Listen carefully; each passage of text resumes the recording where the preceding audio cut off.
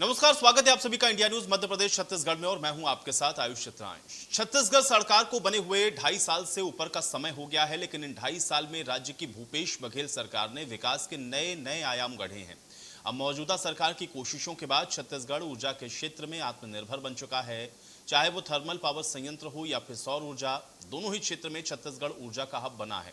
छत्तीसगढ़ की विद्युत नगरी कोरबा में उत्पादित बिजली सहित दूसरे स्रोत से प्राप्त बिजली की गुणवत्ता की आपूर्ति का ही नतीजा है कि आज सघन वनांचल सहित दूर सुदूर ग्रामीण अंचल में बिजली से विकास की नई गाथा लिखी जा रही है। इसमें आदिवासी लोग, किसान सहित आमजनों में बिजली के सहज मौजूदगी ने ऊर्जा के क्षेत्र में एक नई उम्मीद को जगा दिया है। ये काम मुख्यमंत्री भूपेश बघेल के 2.5 साल के कार्यकाल में ही संभव हो पाया है। इसमें अलग अलग खनिज संपदाओं से संपन्न राज्य छत्तीसगढ़ को पावर हब ऑफ इंडिया के नाम से अब जाना जाने लगा है। यहाँ मांग से अधिक बिजली की उपलब्धता ने हर एक क्षेत्र में विकास के अनगिनत द्वार खोले हैं और विकास के पथ पर आगे बढ़ते हुए छत्तीसगढ़ राज्य में बिजली की आपूर्ति गांव, शहर, खेत खलिहान सहित आम जनों तक आज सहजता से उपलब्ध हो रही है और इसकी वजह से कारखानों के साथ साथ अलग अलग श्रेणी के उपभोक्ताओं की संख्या में भी अभूतपूर्व बढ़ोतरी हुई है। इसी के साथ छत्तीसगढ़ के बेरोजगार युवाओं के लिए भी एक अच्छी खबर है, क्योंकि मुख्यमंत्री भूपेश बघेल ने पावर कंपनी में 2,500 से अधिक पदों पर भर्ती के निर्देश दिए हैं और बड़ी बात यह है कि इसमें स्थानीय निवासियों को सरकारी नौकरी मिलेगी। अब राज्य गठन के बाद पहली बार बिजली कंपनी में इतने पदों पर भर्तियां होंगी और नियुक्तियों में जूनियर इंजीनियर से लेकर मैदानी स्तर पर काम करने वाले लाइन अटेंडेंट के पद भी हैं। इसमें छत्तीसगढ़ के स्थानीय निवासियों को नियुक्ति दी जाएगी। तो आज इसी मुद्दे पर बात होगी कि आखिर 2.5 साल के कार्यकाल में प्रदेश कैसे पावर हब ऑफ इंडिया बना है।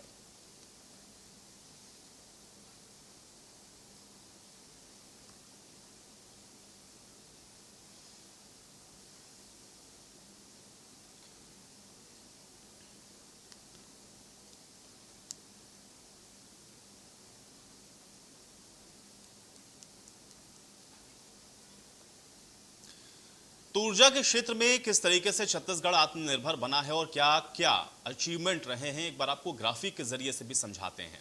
इसमें विद्युत गुणवत्ता में सुधार, रोजगार सृजन पर जोर दिया गया। ऊर्जा के क्षेत्र में छत्तीसगढ़ आत्मनिर्भर बन चुका है।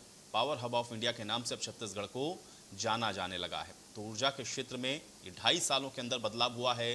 गढ़बो नवा छत्तीसगढ़ का नारा साकार होता हुआ दिख रहा है और बस्तर के विकास के लिए 220 केवी के 2 विद्युत उपकेंद्र जगदलपुर, नारायणपुर में खोले गए हैं। 132 केवी का एक विद्युत उपकेंद्र बीजापुर में खोला गया है। इसी तरह से राज्य के 19,567 गांव हैं जिनका विद्युतीकरण किया गया है। बिजली उपभोक्ताओं को 1 मार्च 2019 से हाफ बिजली बिल की योजना को लागू किया गया है। घरेलू उपभोक्ताओं को प्रतिमाह 400 यूनिट तक बिजली के दरों के आधार पर आधे बिल की राशि में छूट है। इस्पात उद्योगों को मंदी से उबारने के लिए राज्य शासन ने ऊर्जा प्रभार योजना की शुरुआत की है। इस योजना के तहत बीपीएल और दूसरे घरेलू उपभोक्ताओं को लाभ है। गरीबी रेखा से नीचे जीवन यापन करने वाले परिवारों को सुविधा दी जा रही है। इस श्रेणी के उपभोक्ताओं को 30 यूनिट तक निःशुल्क बिजली की व्यवस्था भूपेश सरकार ने की है। बिजली उपभोक्ताओं के लिए मोर बिजली एंड्रॉयड मोबाइल ऐप की सुविधा विकसित की गई। रायपुर में अत्याधुनिक तकनीक से युक्त केंद्रीकृत कॉल सेंटर की स्थापना की गई। तो ये वो अहम काम हैं जो कि विगत 2.5 वर्षों में किए गए हैं और उसका ही नतीजा यह है कि छत्तीसगढ़ अब ऊर्जा के क्षेत्र में आत्मनिर्भर बन चुका है।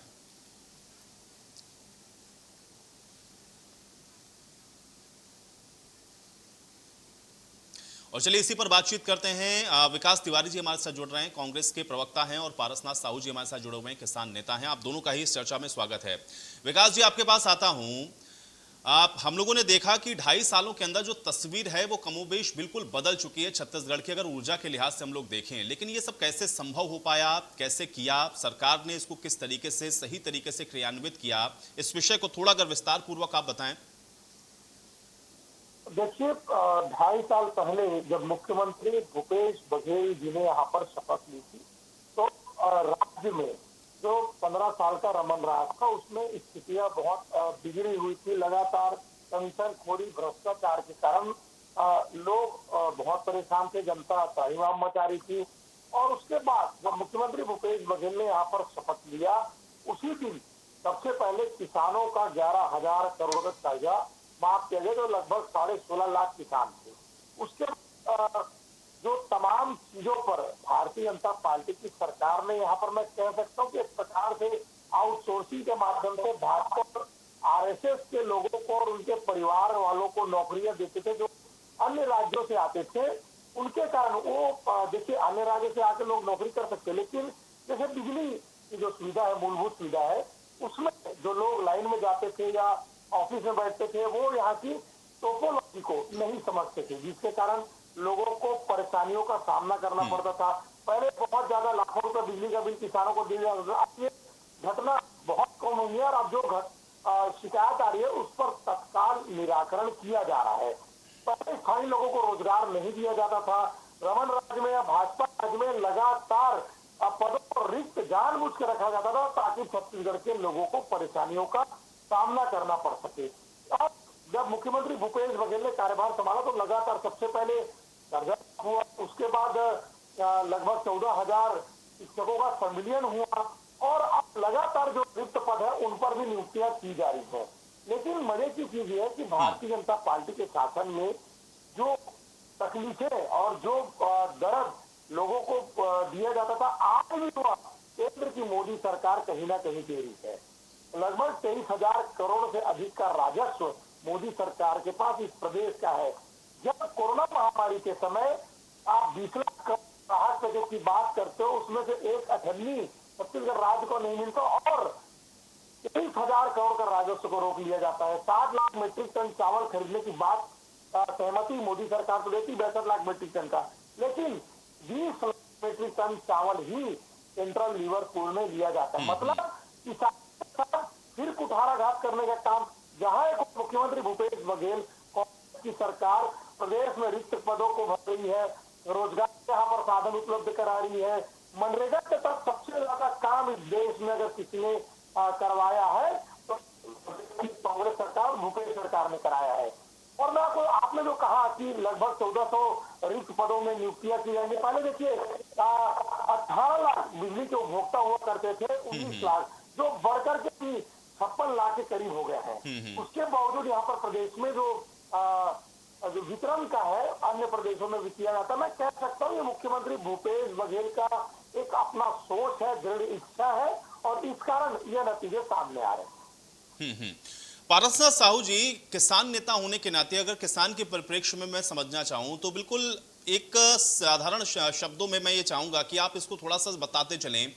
2.5 साल के अंदर किसानों को क्या परिवर्तन महसूस हुआ है और अगर उसको मैं विद्युत के साथ भी जोड़ूं, ऊर्जा के क्षेत्र में आत्मनिर्भरता के साथ भी जोड़ूं, तो किसानों को उसका लाभ कैसे मिला, क्या बदला 2.5 साल के अंदर और किसानों के लिहाज से इसको कितना महत्वपूर्ण मानेंगे आप, पारसनाथ जी?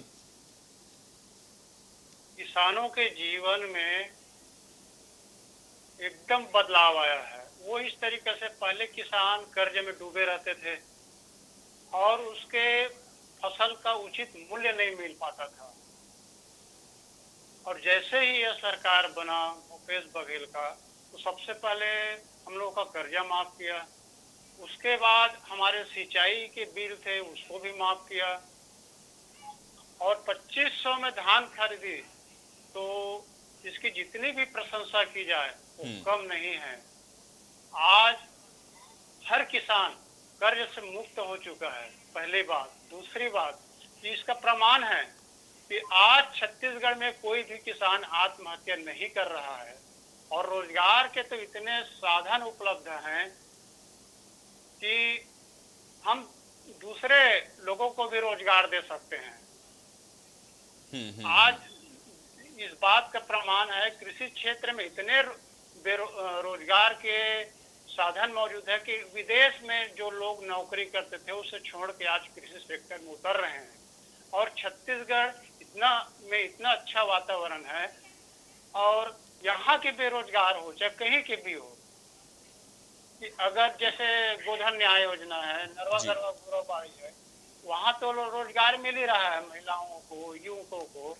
अगर कोई भी किसान अगर वहाँ सीखना चाहे कि हम रासायनिक खाद, रासायनिक दवाई से मुक्त हो कैसे खेती कर सकते हैं और भारी भरकम खर्चे को कैसे बचा सकते हैं, ये नरवा गरवा घुरवा बाड़ी से सीख सकते हैं।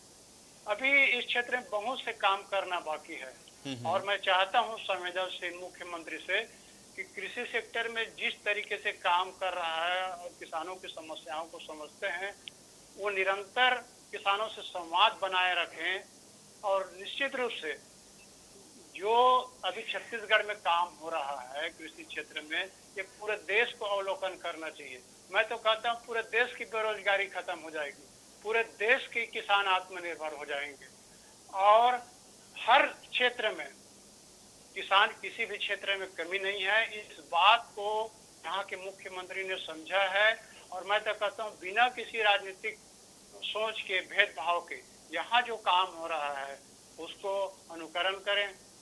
तो आज जो दिल्ली में आंदोलन हो रहा है वहाँ भी सीख लेना चाहिए छत्तीसगढ़ से। वहाँ एमएसपी हम मांग रहे हैं, वो भी नहीं दे रहा है। आज हमको एमएसपी से ज्यादा रेट मिल रहा है। ये छोटी बड़ी बात नहीं है पारसनाथ जी, ये बहुत बड़ी बात आपने कही और किसानों की संतुष्टि साफ तौर पर दिख भी रही है और शायद यही एक बहुत बड़ी वजह है कि गढ़बो नवा छत्तीसगढ़ जिसका नारा दिया गया था वो अब साकार होता हुआ दिख रहा है। विकास जी, सबसे बड़ी चुनौती के तौर पर क्या था? क्योंकि 2.5 साल के अंदर जो निरंतर काम आप लोगों ने किया उसका नतीजा यह है कि पावर हब ऑफ इंडिया के तौर पर छत्तीसगढ़ को जाना जा रहा है। कई बार कुछ स्कीम्स ऐसी रहीं जिसको केंद्र के स्तर पर भी आइडेंटिफाई किया गया, सम्मानित भी किया गया, छत्तीसगढ़ का उसके अंदर नाम भी आया। ये कैसे संभव हो पाया और अभी भविष्य में भी ऊर्जा को लेकर के और क्या योजनाएं हैं ताकि हर एक वर्ग तक, हर एक तबके तक आप लोग ये निर्बाध विद्युत की आपूर्ति भी कर सकें और छत्तीसगढ़ वासियों को इसका लाभ भी मिल सके? विकास जी। चुनौतियां तो बहुत थी और अभी पारसनाथ जी ने जो बातें कही वो बहुत विस्तार से बातें हैं। एक किसान नेता है पारसनाथ जी, खुद किसान है और जो तकलीफ जो 15 साल से भारतीय जनता पार्टी की सरकार ने दिया था, केंद्र जहाँ एक और प्रदेश में साहू जी ने ठीक कहा कि राजनीति से ऊपर उठकर, देखिए आज मैं कांग्रेस पार्टी का हूँ, भारतीय जनता पार्टी से भी कोई हो सकते हैं, लेकिन जब आप किसी संवैधानिक पद पर बैठते हैं तो निश्चित तौर पे आपकी प्राथमिकता देश और प्रदेश की जनता होती है। अगर पूर्वाधारी योजना से देश के लोगों को रोजगार मिल सकता है तो मोदी सरकार को स्वीकारना चाहिए।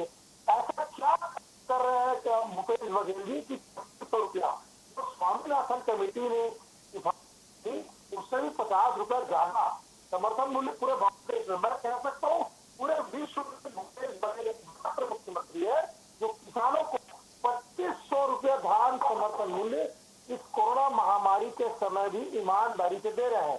किसों में दे रहे हैं, लेकिन ये दे रहे हैं। कांग्रेस की पहले बोल दे कि हम बुलेट ट्रेन चलाएंगे, गरीब चप्पल पहन के हवाई जहाज में जाएंगे, 15 रुपए एक के खातों में आ जाएंगे और 2 करोड़ रोजगार देंगे। उसके बाद आप उसको जुमला कह दे। ये काम आजादी के बाद भारत देश में कांग्रेस सरकारों ने तो कतई नहीं किया था। राहुल गांधी जी ने चुनाव के समय ये वादा किया था प्रदेश के उस समय जो 14 लाख किसान थे कि आपका कर्जा माफ किया जाएगा और साहू जी इस बात को जानते भी है कि 1 घंटे के अंदर, शपथ ग्रहण के 1 घंटे के अंदर मुख्यमंत्री भूपेश बघेल जी ने 11 करोड़ कर्जा माफ किया।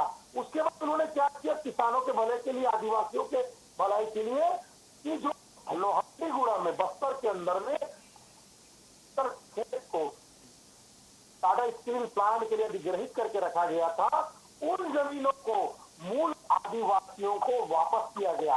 अब आप वापस जब पावर हब की हम बात करते हैं उसको सुदृढ़ता करने के लिए जो ये 2500 रिक्त पद है उनमें मूल निवासियों को नौकरी जो दिया जा रहा है, इसके पीछे तर्क ये है कि जो बस्तर का लड़का है, जो सरगुजा का लड़का है, जो बेटियां जो बिलासपुर की है, रायपुर की है, वो जब नौकरियों में आएंगे तो मैं समझता हूँ उनसे अच्छा इस प्रदेश को कोई नहीं समझ सकता। भाजपा राज में होता क्या था, रमन सिंह जी अपने मित्रों को, दोस्तों, यादों को, बच्चों को नौकरियां दे दिया करता हूँ, जिसके कारण प्रदेश की अर्थव्यवस्था, बिजली व्यवस्था समाप्त की गई थी। अभी कोई का में चमत्कार चिराग घस के तो हो नहीं रहा, दूरदृष्टि का काम है। देखिए मुख्यमंत्री भूपेश बघेल खुद एक किसान है, किसानों को मर्म को समझते हैं। वो नेता है जो अपने खेतों में हलों को जोतते हैं और पैदावार करते हैं, तो उनको किसानों का दर्द मालूम है। भाजपा में जो उद्योगपति है उनका इनको मालूम है, मोदी जी खुद एक व्यापारी है, उनको व्यापारियों का दर्द मालूम है, रतन सिंह जी उद्योगपति परिवार के हैं, उनको उद्योगपतियों का दर्द मालूम है, लेकिन किसान मुख्यमंत्री भूपेश बघेल किसानों का दर्द समझते हैं। तो जो ये लगातार जो नियुक्तियां हो रही है और नियुक्तियों का जो वैकेंसियों का दंड इस प्रदेश को भोगना पड़ता था वो नहीं भोगना पड़ रहा है। देखिए, मैं आपको एक बात बताना चाहूंगा। केंद्र के पास 24 लाख केंद्र की नौकरियां रिक्त हैं। पढ़े लिखे युवाओं को मोदी जी ने झूठ बोलकर चुनाव तो जीत लिया, लेकिन इसमें नियुक्तियां नहीं कर रही है। बड़े बुजुर्ग सरकारी नौकरी करते थे, केंद्र की और राज्य की नौकरी को उनको पेंशन मिलता था, नौकरियां मिलती थी। मोदी जी कर क्या रहे हैं, सरकारी उपक्रम को भेज दो, नौकरी का झंझट खत्म, पेंशन का झंझट खत्म। क्या लोकतंत्र और लोकशाही में ऐसी होता है? अगर चलिए विकास जी, मुझे लग रहा है कि जो बातें आप बता रहे हैं या फिर जिन बातों का आपने जिक्र किया है, निश्चित तौर पर उसका ही फायदा मिल रहा है और शायद आज वही नतीजा है कि हम लोग देख रहे हैं कि प्रदेश के अंदर जो नित नए आयाम है वो भूपेश सरकार गढ़ रही है। बहुत शुक्रिया अपना समय निकालने के लिए, हमारे साथ जुड़ने के लिए। पारसनाथ साहू जी, आपका बहुत शुक्रिया हमारे साथ जुड़ने के लिए। और इसी के साथ इस खास पेशकश में मेरे साथ फिलहाल इतना ही।